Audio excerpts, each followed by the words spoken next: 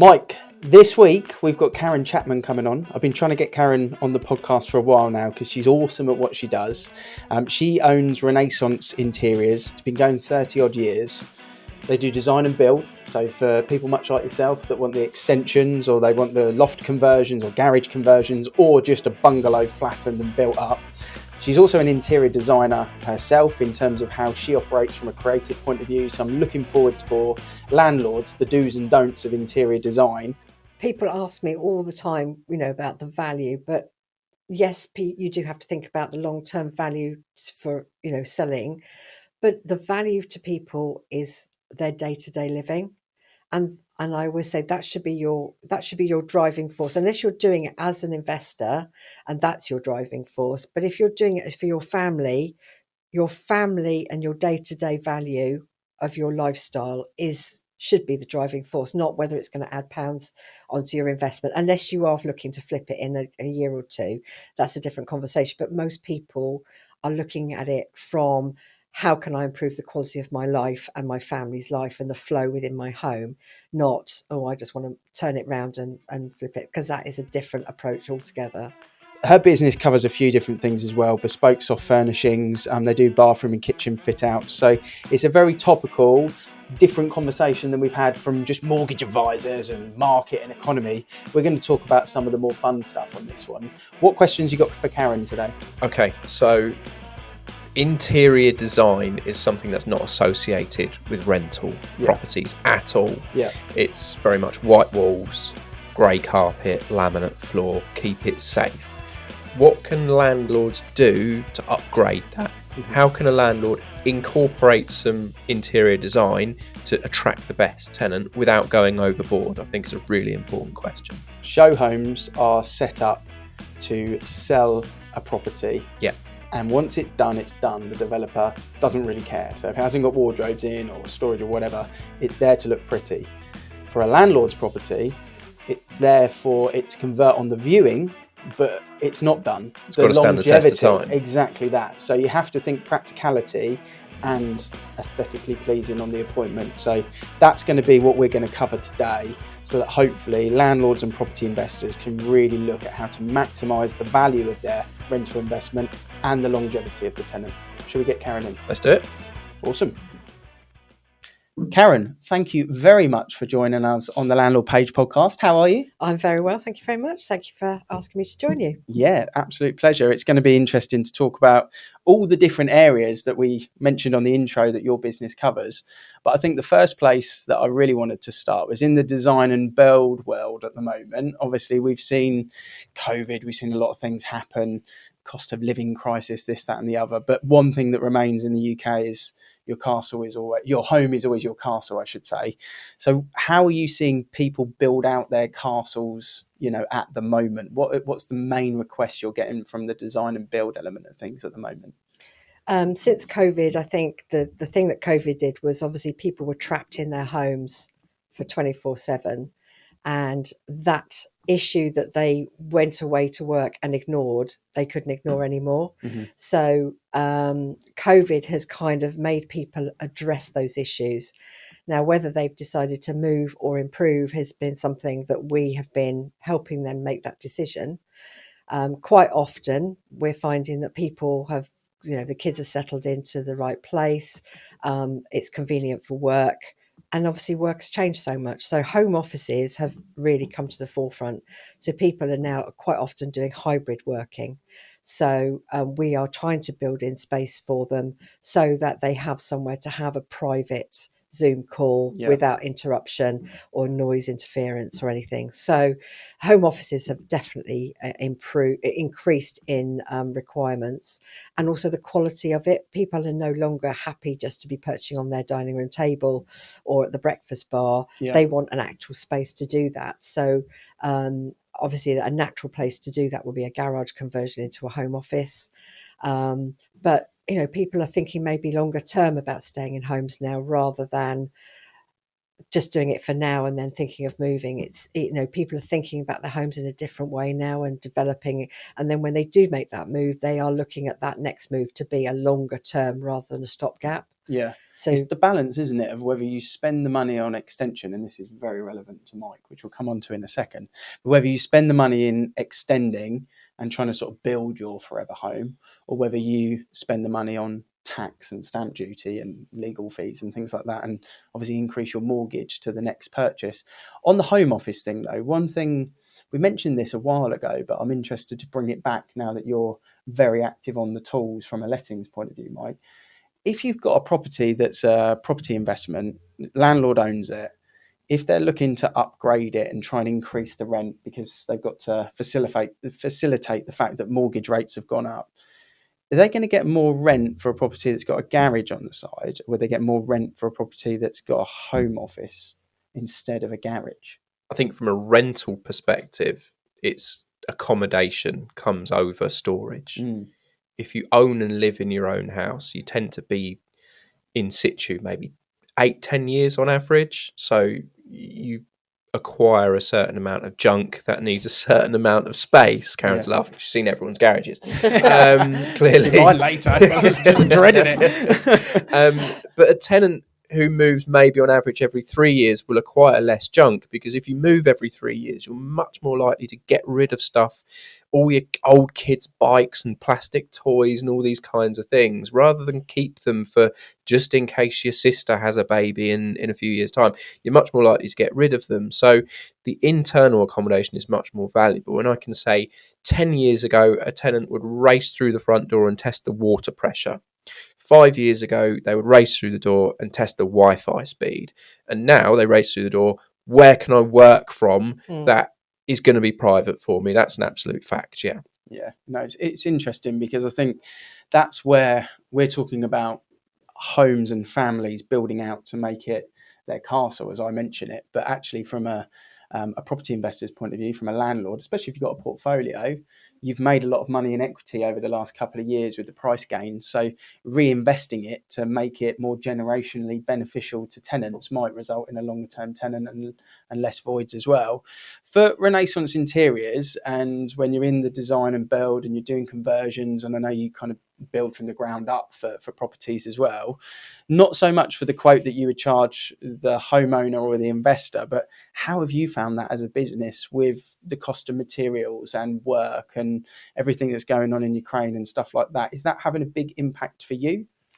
Yeah, it is. I mean, no one can shy away from the fact that the cost of everything and the supply chain has just kind of fallen apart. So things are price-wise are starting to settle a bit more, but I don't think they're ever going to go back to the prices that we were looking at sort of 5 years ago. And I just think we just got to get used to a new normal and cut our cloth accordingly. Yeah. People do tend to have a very long wish list, which they then have to align with what the budget constraints are.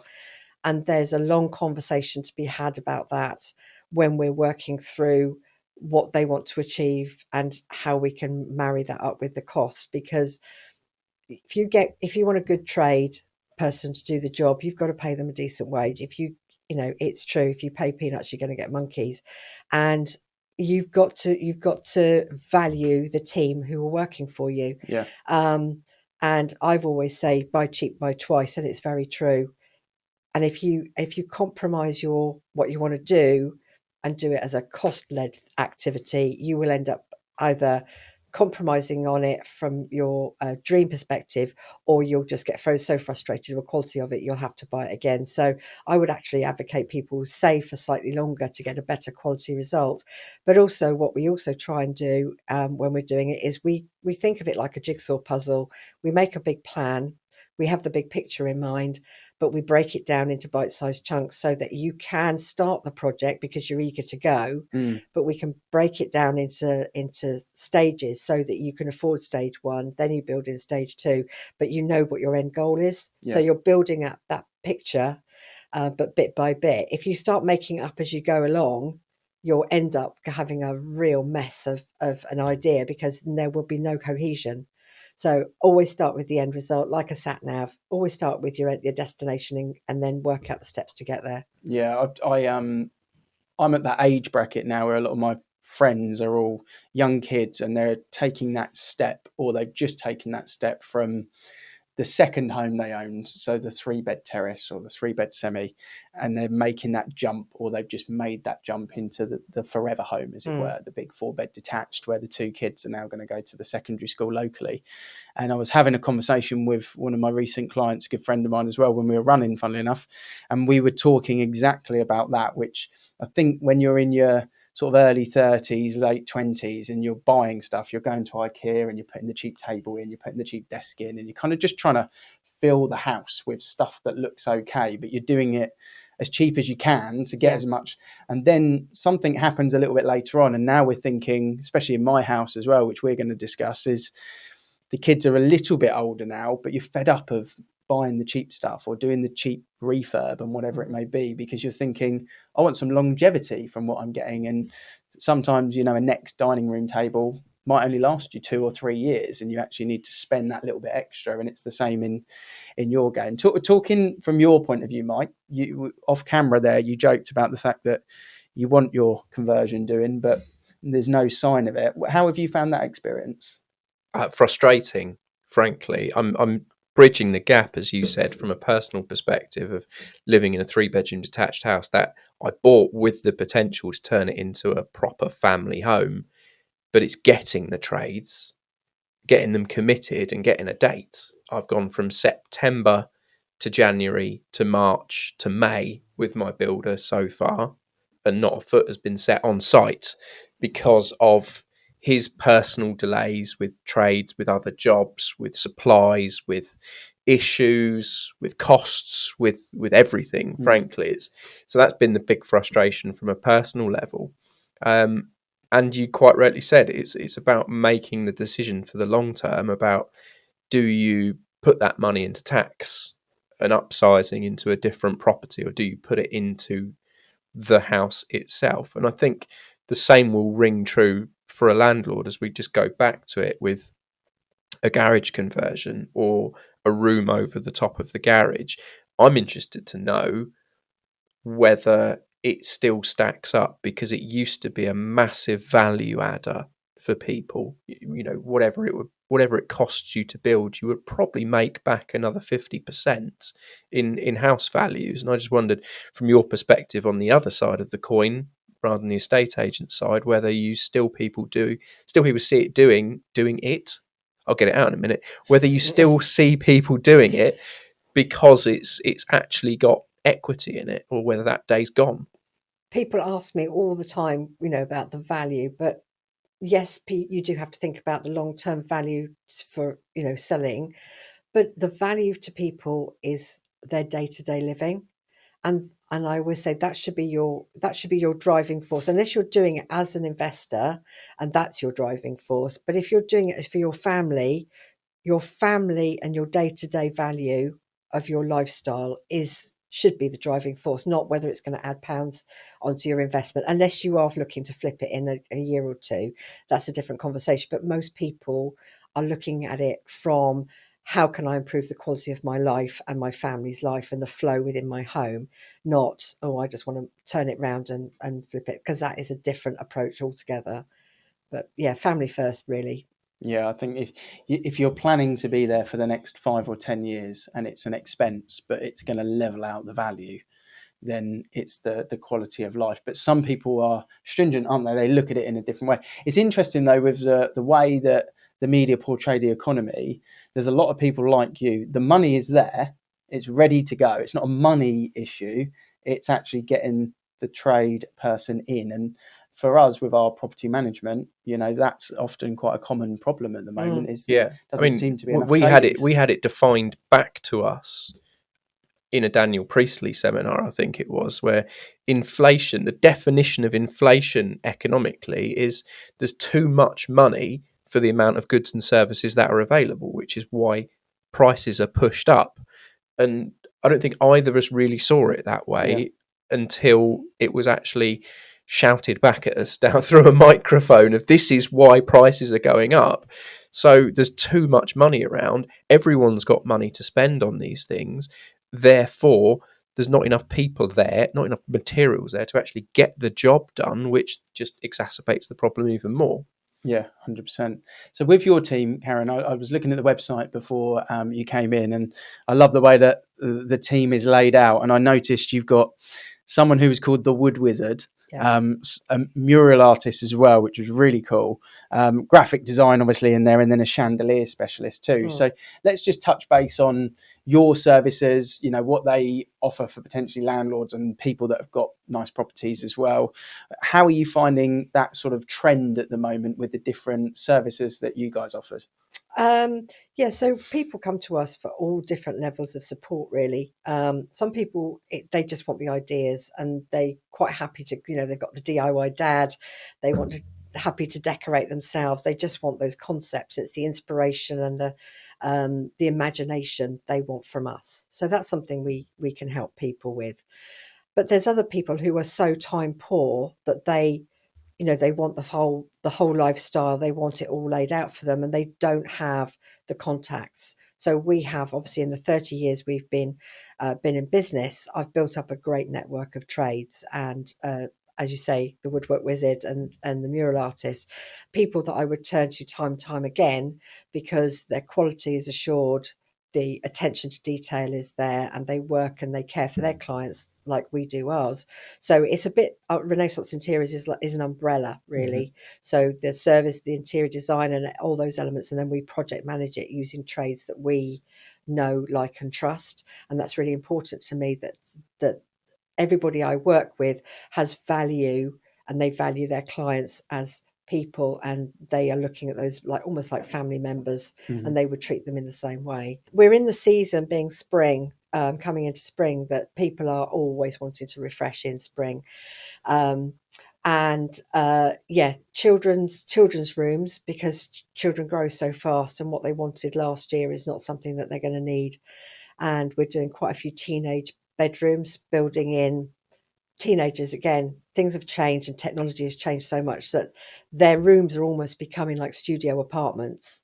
And that's becoming really important to families, because there's so much tech to involve, and, you know, they need a space for homework, they need a space for gaming, obviously a place for sleeping, on all That's those way things. down their Yes, Occasionally. pecking it's order. definitely way down there. Yeah, absolutely. You know, so, and then storage as well. I mean, luckily with the tech, you're getting, you know, what we're storing is less. And as the children grow older, the stuff is less. There's far fewer toys.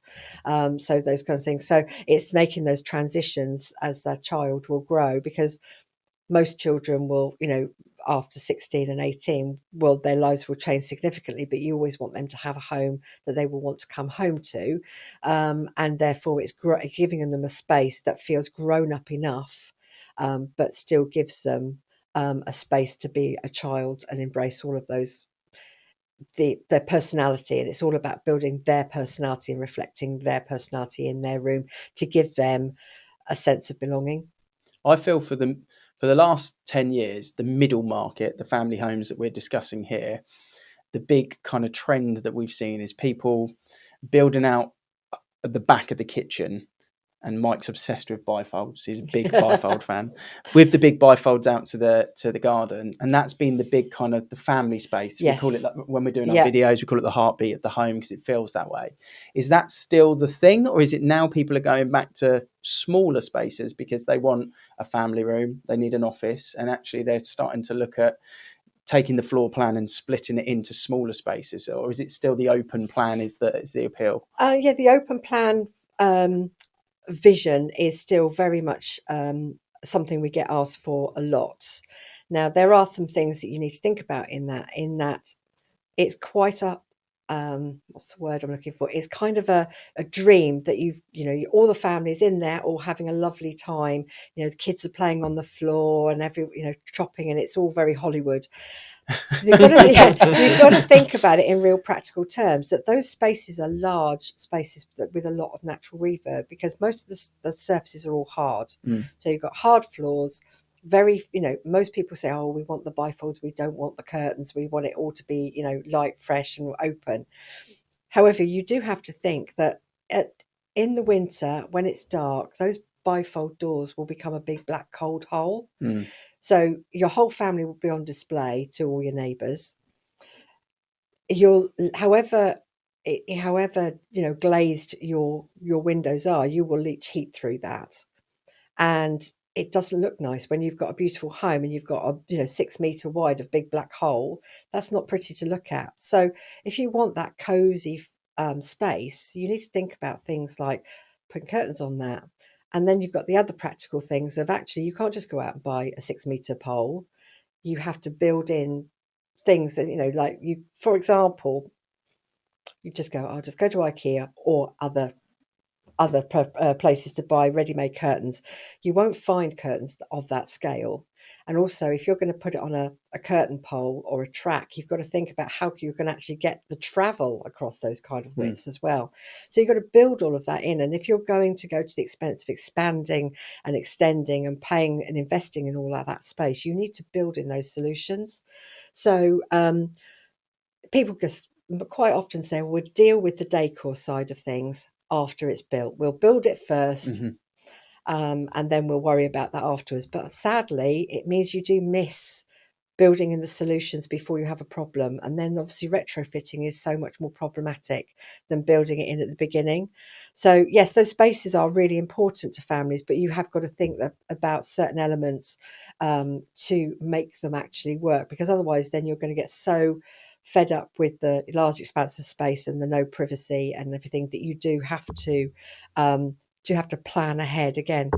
Get the big picture and then go back and solve the solutions as you're building Practicality, I think we see that a lot as agents, where maybe I've resold a client's house 3 years later because the dream and the idea and the vision of what they saw was fantastic, but the practicality of it just didn't work for where they were at with the kids and things like that. So it is interesting to talk about.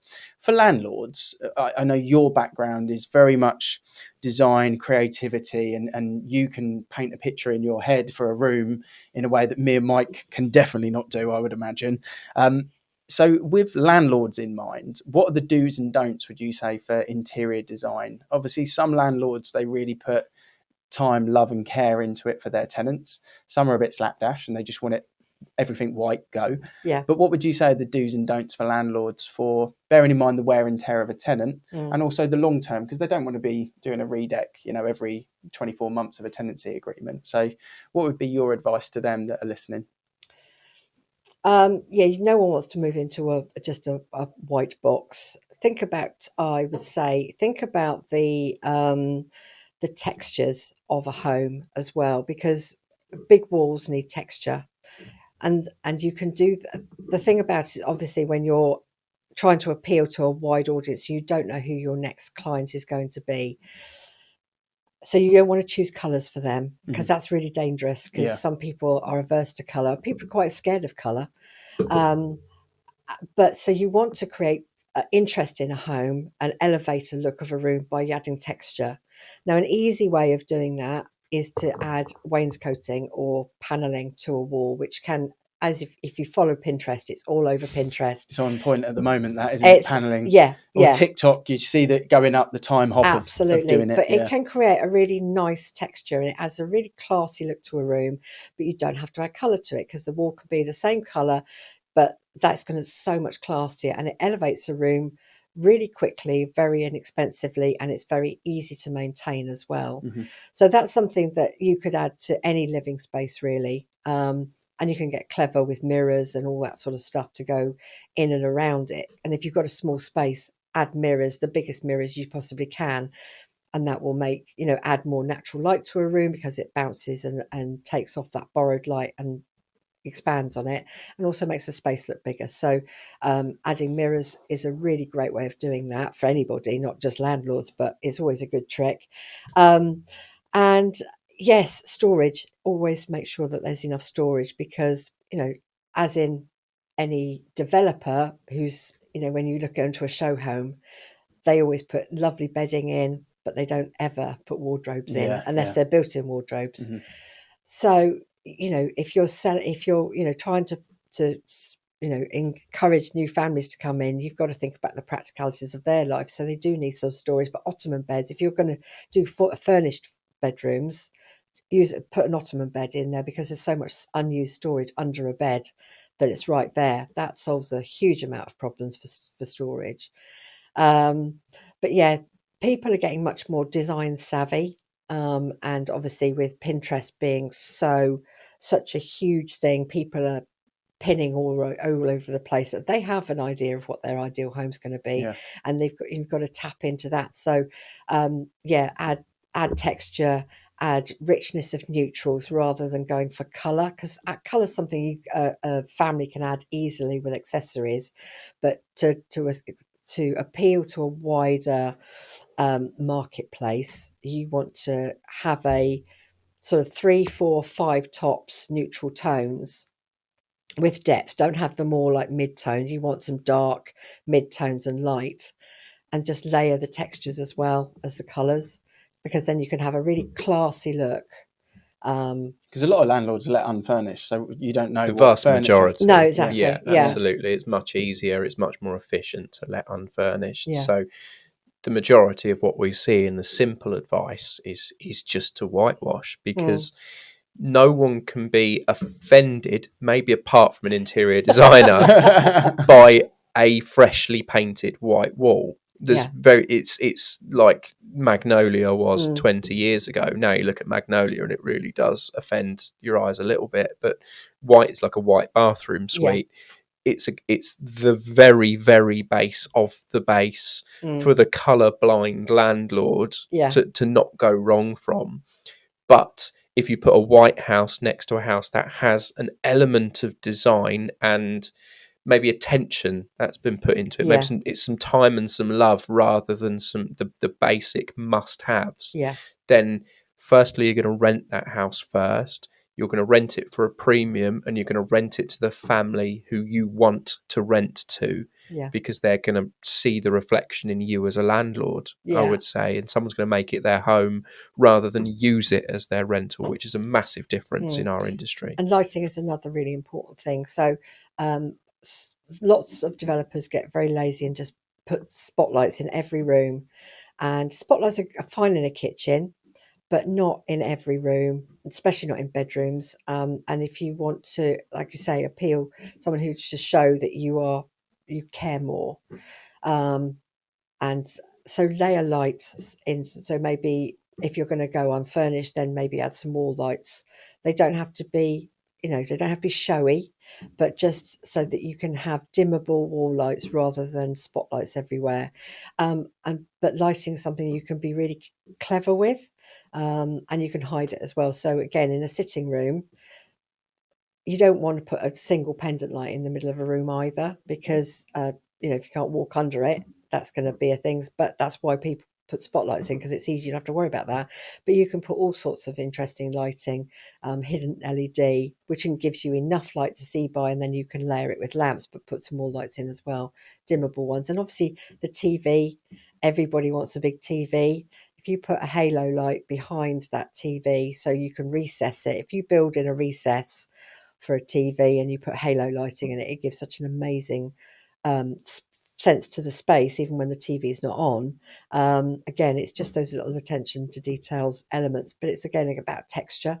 So you're giving texture to a room by lighting it rather than physical texture. Is it safe to build one of those TV units, a media unit in a rental property? Are we at a point now where TV sizes have plateaued, or are we going to see the 100-incher? Yeah, because that's the risk. Is like 10 years ago you would have built one of those for maybe a 40-inch TV, thinking that's the biggest TV I've ever seen. Now no one's got a 40-inch TV. I think mine's 55, and I might have got the smallest TV. Like, friends. Yeah. I mean, that's a very valid point. But what you do have to think about is the distance of watching it, because if you get people don't think about that in Costco, though, do they? No, exactly. And that's the thing about any furniture. Where you buy it also affects what you choose, because you're not thinking about the scale of your own room. So yes, if you cannot sit in a cinema in the front row, do not buy a TV bigger than a 55-inch, because most sitting rooms are not not particularly enough deep. Yeah. so that you can sit far enough away so you don't feel physically sick being that close. I can never sit in the front row of a cinema, so I would never be able to have a humongous TV. Otherwise we sit in the garden. My wife is the same. I'll come, and this is no joke, I'll walk into the living room and she'll be watching a program on Sky, on the Sky menu, because she's watching it in the bottom right corner in the small bit. And she's not even noticed that she's not watching it on full screen, because sometimes she has that exact thing. Now, very interesting, and it'll be interesting to see. Have you got any? I don't know whether you can share this with us, but have you got any funny requests from clients of past? You know, I think 1991 it says that you were established, so maybe let's go back where people don't remember. Have you had any random kind of interior design or soft furnishing requests or anything like that? Oh my goodness, I'm going to have to sit my head think about it. Well, obviously, one of the things I talk to people about is what are your cherished things. So quite often people just want a completely fresh look, but very few people say we're getting rid of everything. Mm-hmm. Everybody's always got something cherished that they want to showcase, and I've seen some doozies, and you just think, really? So I did have somebody who had a cherished Toby jug collection, and they wanted us to build something to highlight this Toby jug collection. So we did, and they loved it. Enough said, really. Yeah. But yeah, people Didn't make your website. Funnily enough, no. It's whatever floats their boat, not ours, and that's the thing. And so, whatever their hobbies are, whatever their cherished pieces of, I don't know, memorabilia or something that tells their story is important to them. Mm-hmm. Whether or not we like it that's always a challenge, but that we're up for a challenge every time. But I can't think of anything. That's good. I like that. I mean, I'm into my running, so having something bespoke to showcase the 6 pairs of running trainers that I now own. I'm not sure the wife would be too impressed with me, but various states of distress. But obviously they need a cover as well, because you run in them. You know, they're not always fresh. So there's a challenge. Yeah, hermetically sealed. Yeah, there's a challenge with that as well. It's been really interesting kind of hearing from your point of view, and I think there's some great advice that you've given there as well. I know there's a service that you offer for some of the Avocado clients at a certain level.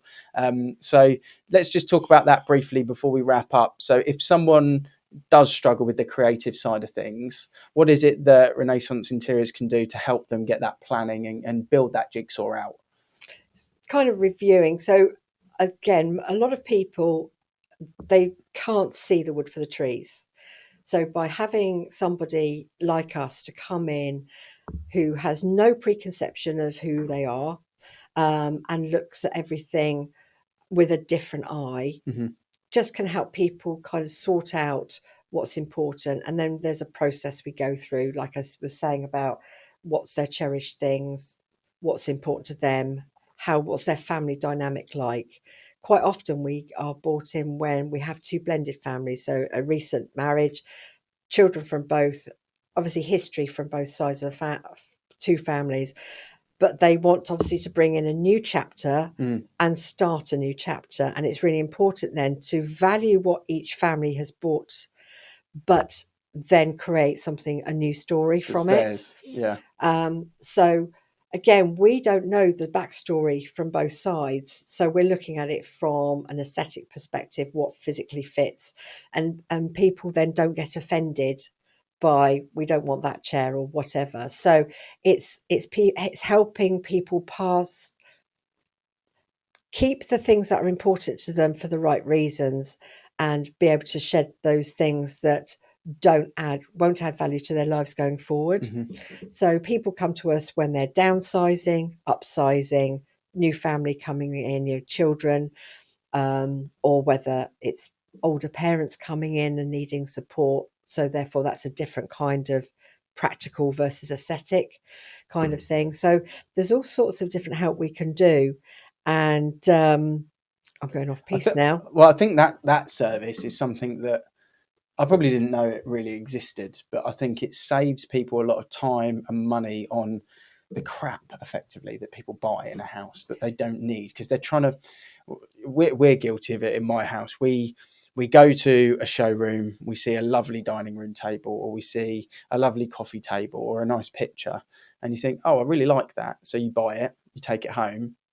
Well, it doesn't really go, but you just do it because you see something you like and you buy it. Whereas what you're talking about is starting from the beginning and building it out that way. And I think that's great. So yeah, definitely something that I would recommend people get in contact with Renaissance Interiors for that, because it's a good starting place to then build out. And by the sounds of it, with your umbrella brand, you've got the ability to help support as much or they do or they don't want therefore after. So Absolutely. And the other thing about people when their thoughts about interior designers is quite often people say, well, especially when they're doing extension, let's build the space and then we'll get you in, because they think of interior design as a superficial add-on, as in wall colours and plumping cushions.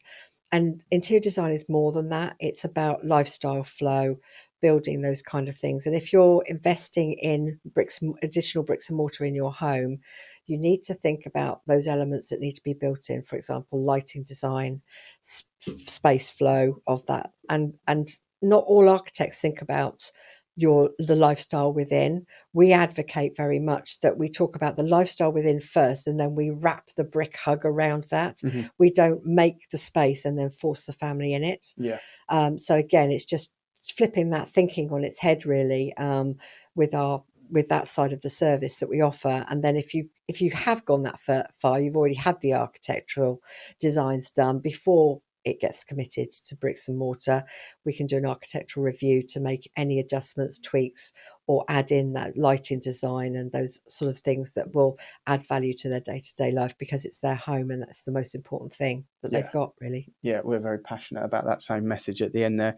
It's their home. It's whether it's a tenant, whether it's a homeowner, it's their home. And the more it feels like a home to a tenant specifically, for the investors listening, then the longer they're going to stay, the less void period and the more money they'll save down the line. So Karen, you've been great. Thank you for coming on. We're going to put in the show notes, obviously, all the different contact details for Karen and her business, the services that they offer, and a direct link to the website as well, so you can check it out there. So thank you for joining us on the podcast today. Lovely to be here. Thanks so much. Okay, so now Karen's gone. First thing she says, she likes our office, so we're okay. Yeah, we're doing well. We've done all right. We designed that We ourselves. did it ourselves. Yeah, home done. Not bad. There's a tree, there's a grill, there's everything. Anyway, a few takeaways that I've got that I want to run past you. Firstly, I haven't got the problem of having a 6 metre bifold door yet. I'll get to that problem when I get rich. It's definitely not 6 metres. Secondly, big point that I took from that is project management. Whenever I've had work done at my property, the biggest problem is coordinating trades. I hate it. So if you're having work done from start to finish, if you want an extension built, if you want your garage converted, if you want your kitchen done, whatever it is, project management is key. What do you think? I think everything in life, in the way that I've operated, whether it's business, whether it's my running, whether it's my fitness planning, I've never articulated it like a jigsaw that needs piecing together. But when Karen described it that way for your home, and if you're not living in a studio, there's a lot of different segments to someone's home. So you've got all of the different rooms, all of the different space, and actually thinking about it as, right, this is the end goal. This is the practicality of how I would love it to look. And then just piece it bit by bit. Do it little bit by little bit. And I think most of us are so impatient and rushed and not creative minding and not project minded in the way that you just explained there, that actually we end up putting a load of stuff in and just putting it all together, a bit like we've just moved into the house and unboxed everything and that'll work there, without actually thinking about the end jigsaw in mind. So that was my huge takeaway, because it's a journey that I'm about to go on myself, from doing exactly the former and now trying to do the latter. So that was very powerful. And I think you can just hear in the way that Karen talks that she understands not just making something look pretty, but making something work. And I think she probably would say no to a client if she felt it wouldn't work with their lifestyle, which is really, really important as well. If you're going to get a manager, you need someone to tell you that. Otherwise you're managing them. Absolutely. Yeah, loved it. If you've enjoyed it and you want to connect with Karen, obviously, as I said at the end, in the show notes, you've got all of the different links. Definitely worth some of your time. And we'll be probably hearing more from Karen in the foreseeable future as well about some other subjects. Thanks for listening. I'm flicking through YouTube and through Spotify. I don't think there's a podcast or a video channel on YouTube that landlords could land on where they're not being sold something. I mean, it'd be the first time any estate agents ever asked that question, but why not ask that question to a wider audience? Estate agents have the knowledge there, but they don't seem to share it. You can do different episodes based around someone that wants an exit plan or someone that's just starting their portfolio. The rules change every year. Yeah. But why not just open the floor out and just say, well, is property even the best investment out there? And tax advice is a big thing, especially with everything that's changed, capital gains tax and obviously your stamp duty costs that you need to pay and whatnot. People don't realise what they need to prepare for. We build a podcast and we build a YouTube channel, somewhere that landlords can go and they feel they're not being sold to, but they're just getting quality advice.